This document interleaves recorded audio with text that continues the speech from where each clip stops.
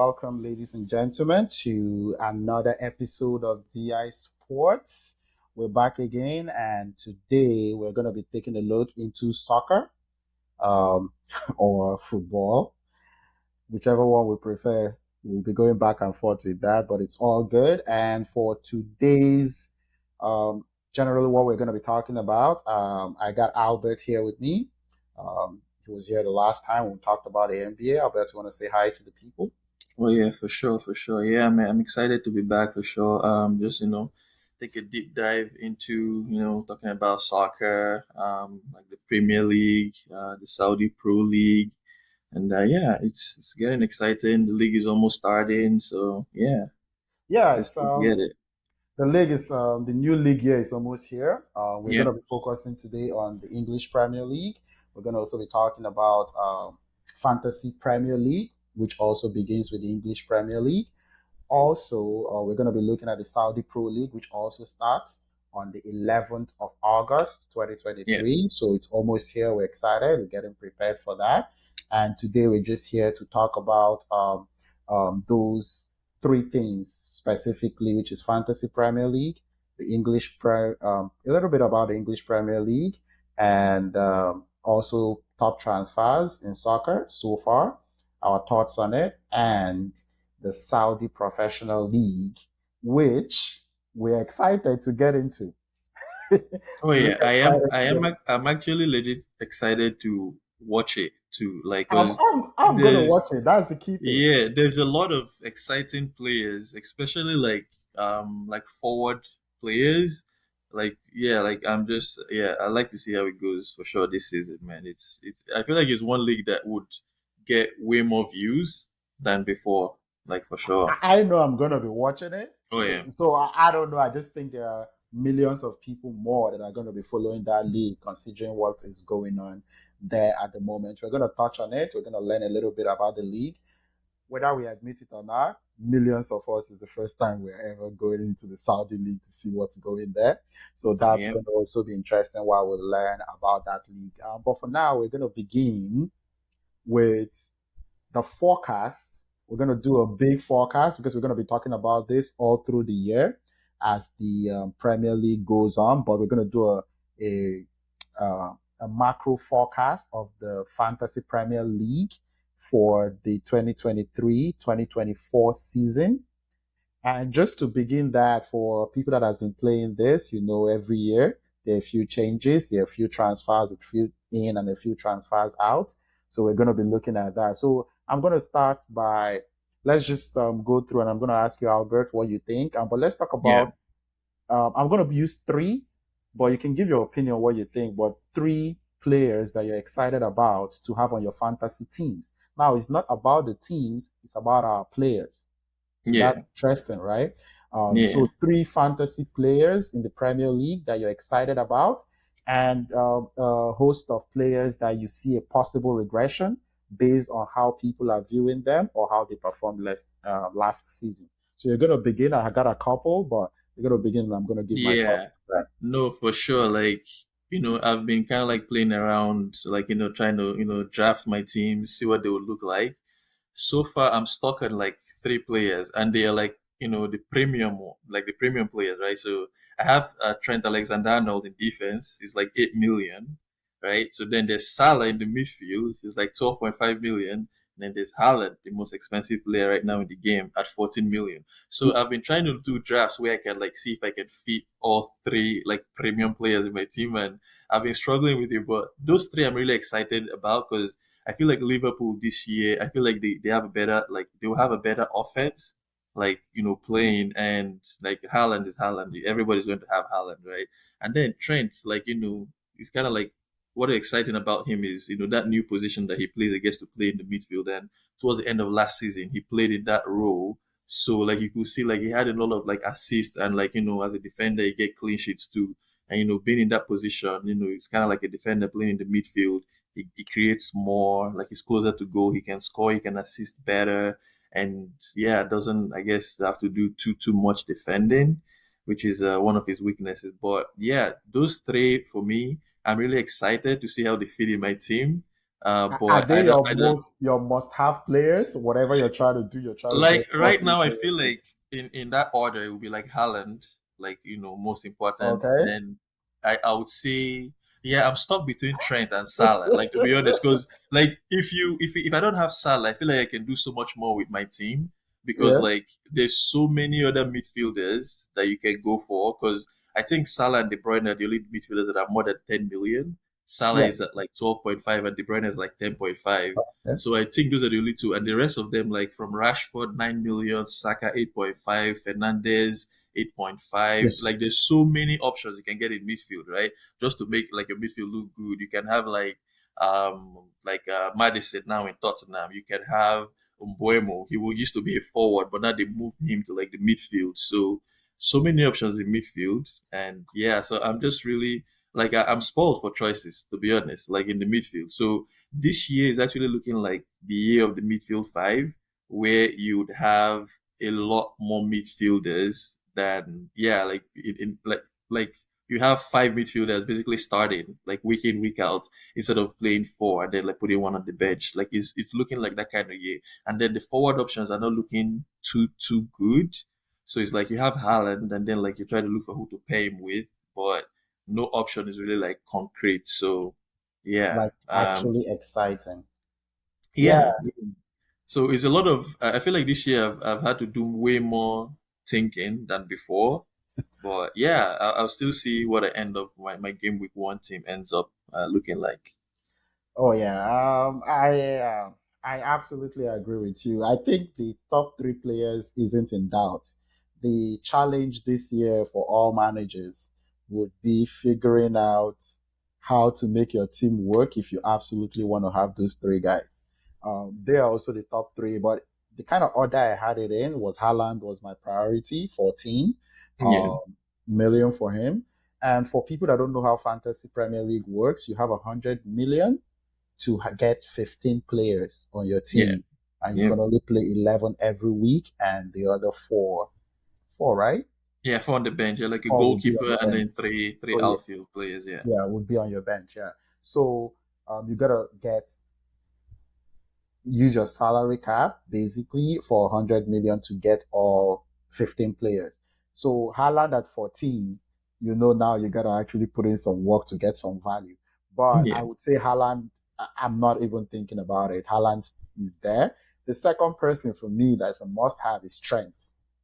Oh yeah, I yeah. just gotta That's have that's Trent. If you fair. don't want to play Trent and how much fun he had playing in midfield Yeah, at the end of last season, you'll find out. And then my third choice obviously is Salah. But that, as you said, is a big decision because you got to make a lot of compromises. And I was looking at the teams. I saw there are a few value players I love, right? In yeah, general, that I just want to mention in terms of must-have players. You already mentioned them, Buemo at 6.5. yeah. It's going to be a good It's going to option. be But on penalties too. For the start exactly, of the season. Yeah, with Ivan Tony out, right? yeah, So yeah. that would be interesting. The player I actually thought was really interesting. If I don't have Salah, he definitely becomes an option. Is Bruno Fernandez at 8.5? Okay. This Yeah, might be the yeah, first time I'm seeing Bruno so cheap. yeah, It's yeah. about the price. Definitely. Yeah, yeah, yeah.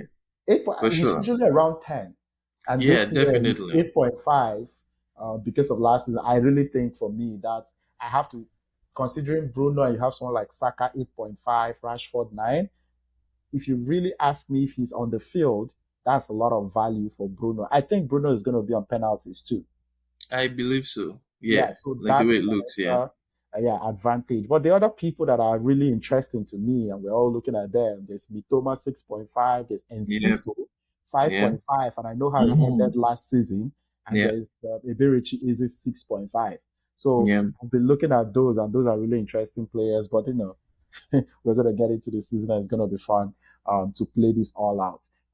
We're going to quickly just go, when you look at, in your opinion, the top regression players or players you're not really looking at or being overhyped or based on performance last season, do you have anything out there, either based on price too? So funny enough, it would be Haaland. So based on price, it would be Haaland, right? Because Haaland at 14 million, he ties Cristiano Ronaldo and I think Robin van Persie Person. and Thierry Henry as like the most expensive players like in fantasy, right? So the thing is, none of those players before him have been able to like be like 14 million in back-to-back season. So that means that like they kind of have a drop off where From they kind of like go back in price, right? So I'm looking at Haaland now, and is he going to be able to score like another 36 goals with like let's say more assists than he had right the previous yeah, year?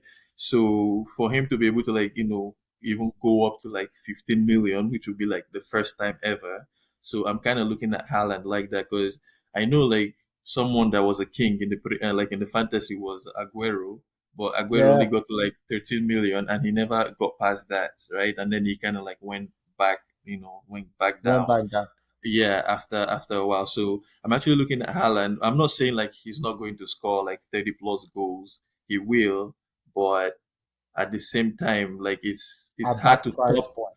Yeah, it's hard to like top that 14 million too. So you would have to, I feel like you would have to score up to like, I don't know, 40 goals, like have like, 10 plus assists, like have like an amazing, be able to like create chances and all that. So yeah, I'm looking at him as the possible regression player in terms of like his pricing.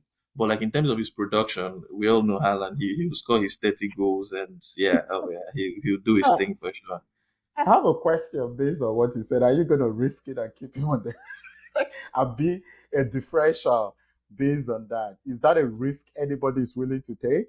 And be like, No, I I'm don't not think gonna get anybody's willing Haaland. because the thing with Haaland is like he doesn't even have to touch the ball, right? Like he just needs one touch and that's one goal, right? So we all know how lethal he is, as a forward. So you definitely like so far he's been in like 86% of teams. I So think it's like so. I'm like, yeah, who are the people that are gonna like risk it? who like It's different. exactly you still get it because like most times you captain him Yeah. you only be looking for like a differential captain if maybe he's injured or like their fixtures are like hard or something, right? But yeah, so but no, you still have Haaland in your team. It's just that I'm looking at the price, going into next year. Does he get up to 15 million? It's yeah, I don't. So If far, he like if he the three scores guys before him haven't done it, so I don't think he does it too. so because of the percentage of ownership, it's gonna be interesting because I think that has something to do with the price to try to deter people from being a little different. If he does another 30 10 plus season, Yeah, I see a chance of him still going higher just because everybody, you want to discourage everybody loading up on him, right?